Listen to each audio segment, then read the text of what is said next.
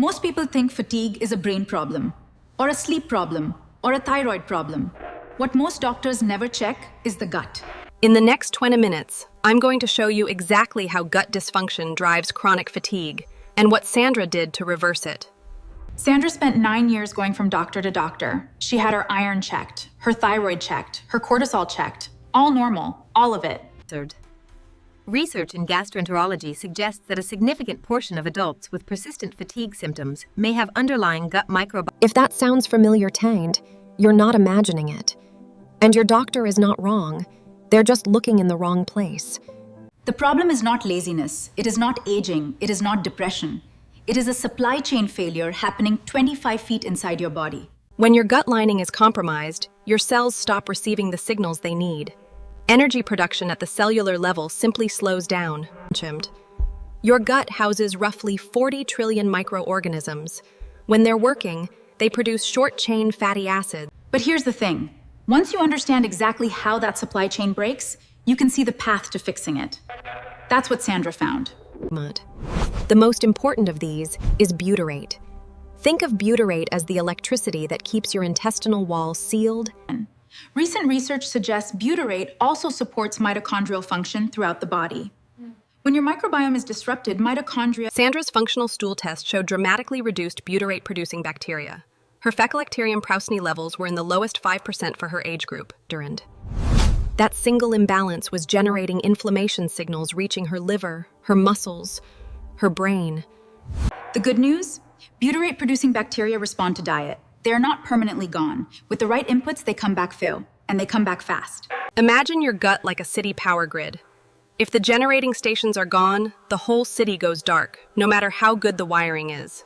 Sandra's grid wasn't broken. Her generating stations had been wiped out over years, Tav, by something she ate every single day without knowing what it was doing. We'll get to exactly what she was eating. But first, I need to explain the second mechanism that was making her fatigue so completely invisible to standard tests. If you've been told your labs are fine, but you feel broken, this next part is what I want you to hear most carefully. Stay with me. The second mechanism is intestinal permeability. Most people have heard the informal term. I prefer the clinical one, Peck, because it describes exactly what's happening. Your intestinal lining is one cell thick.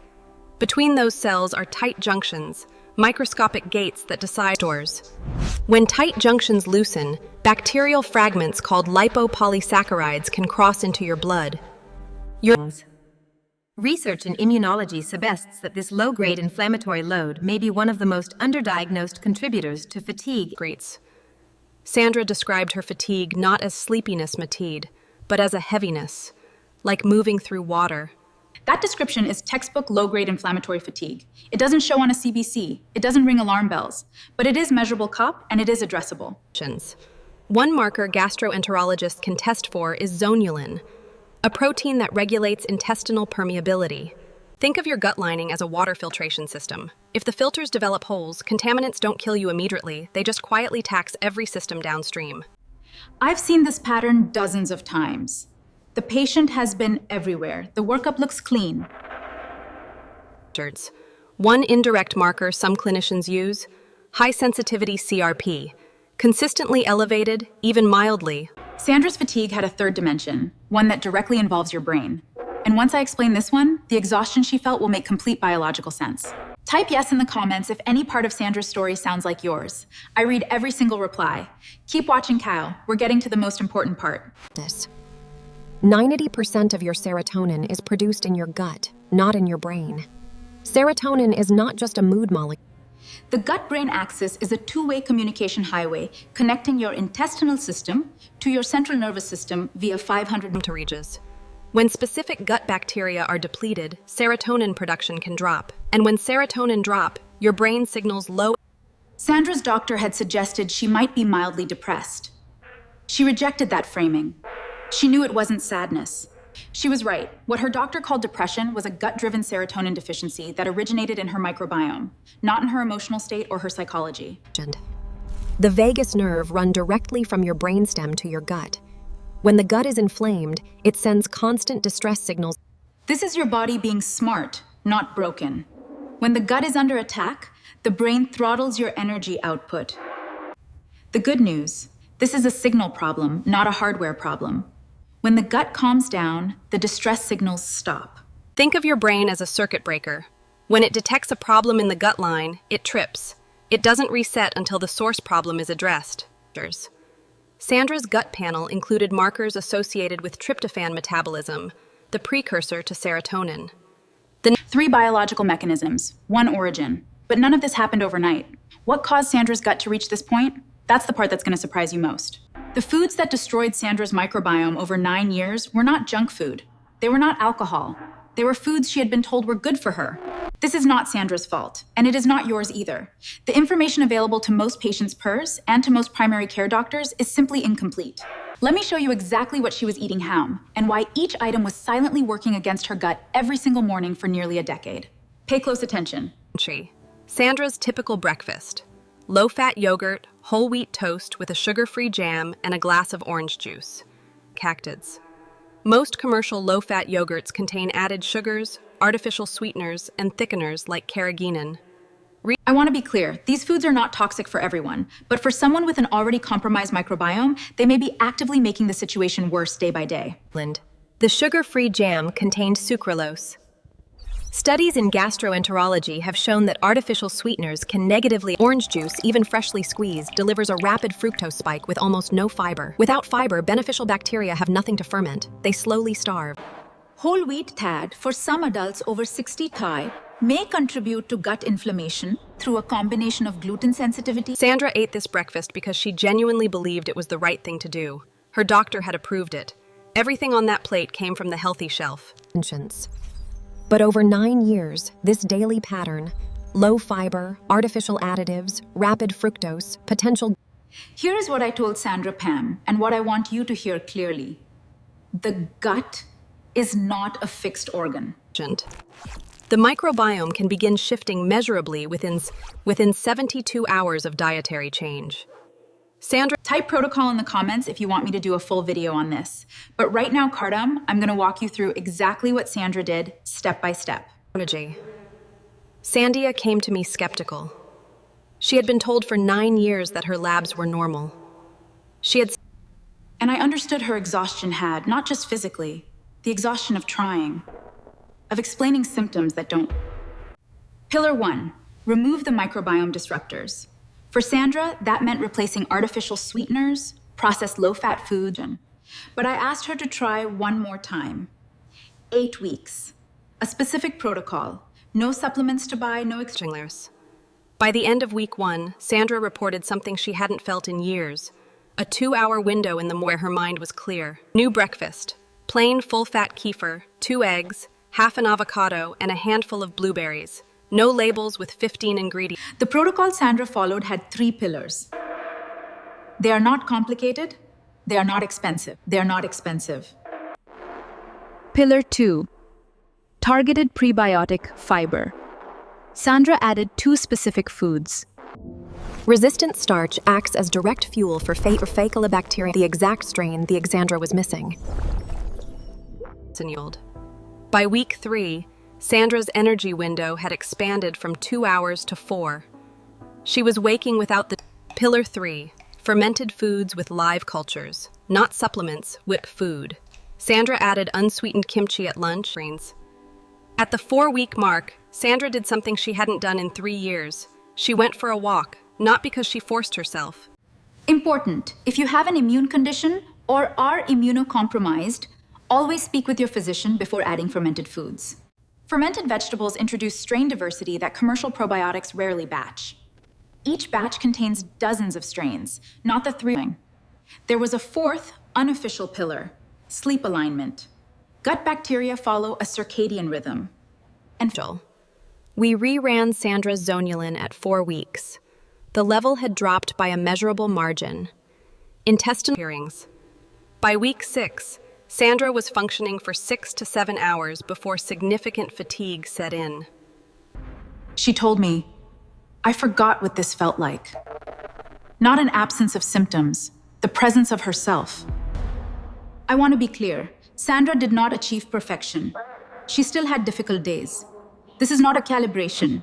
At 8 weeks, Sandra came back for her follow-up. I had her complete the same fatigue assessment questionnaire she had filled out on day 1.